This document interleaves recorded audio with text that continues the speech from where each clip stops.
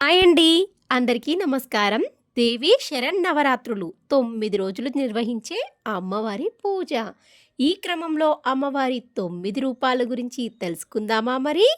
అమ్మవారి 9 రూపాలు: శైలపుత్రి దుర్గా, బ్రహ్మచారిణి దుర్గా, చంద్రఘంటా దుర్గా, కూష్మాండ దుర్గా, స్కందమాత దుర్గా, కాలరాత్రి, కాత్యాయని, మహాగౌరి, సిద్ధిదాత్రి, ఇలా నవదుర్గలను ఆరాధిస్తారు.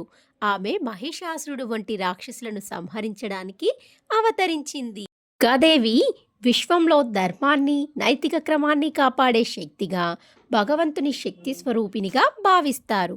దుర్గాదేవిని పూజించడం ద్వారా చెడుపై మంచి సాధించిన విజయానికి ప్రతీకగా భావిస్తారు. శైలపుత్రి దుర్గాదేవి 9 రూపాల్లో మొదటి రూపం. పర్వతరాజు అయిన హిమవంతుని కుమార్తె కాబట్టి ఈమెకి శైలపుత్రి అని పేరు వచ్చింది. ఆమె తలపై చంద్రవంకం ఉంటుంది కాబట్టి ఈమెను బలానికి, స్వచ్ఛతకు చిహ్నంగా భావిస్తారు. నవదుర్గ రూపాల్లో రెండవది బ్రహ్మచారిణి. శివుడి కోసం ఘోర తపస్సు చేసిన పార్వతీదేవి రూపమే బ్రహ్మచారిణి.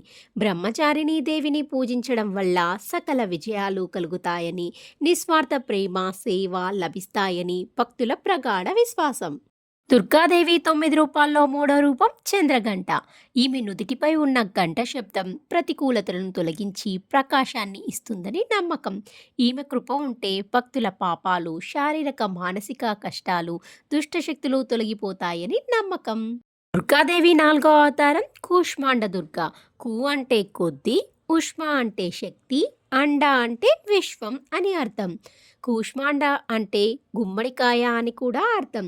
గుమ్మడికాయ కూడా ప్రాణశక్తిని పెంచుతుంది కాబట్టి ఈ పేరు వచ్చినట్లు చెబుతారు. స్కందమాత దుర్గాదేవి 9 రూపాల్లో ఐదో రూపం. ఈమె స్కందుడు తల్లి కాబట్టి స్కందమాత అని పేరు వచ్చింది. కుటుంబ సౌఖ్యం, సంతానం కోరుకునేవారు స్కందమాతను తప్పక పూజించాలి. మరి కాత్యాయని దేవి దుర్గాదేవి 9 రూపాల్లో ఆరో రూపం. మహిషాసురుణ్ణి సంహరించి ధర్మాన్ని పునరుద్ధరించడానికి అవతరించిన దేవత అవతారం. రాత్రి దుర్గామాత ఏడో రూపం. ఈమె దుష్టశక్తులను నాశనం చేసి భక్తులను అదృష్టాన్ని ప్రసాదిస్తుందని నమ్మకం. మహాగౌరీదేవి నవదుర్గా రూపాల్లో 8వ రూపం. ఈమె చెడు ప్రభావాల నుంచి విముక్తిని కలిగిస్తుంది. సిద్ధిదాత్రి దుర్గాదేవి నవరాత్రుల్లో ఆఖరి అవతారం, అంటే 9వ అవతారం. రాత్రుల వేళ సిద్ధిదాత్రి అమ్మవారిని పూజించడం వల్ల భక్తుల కోరికలు నెరవేరుతాయని, విజయం తప్పక లభిస్తుందని విశ్వాసం.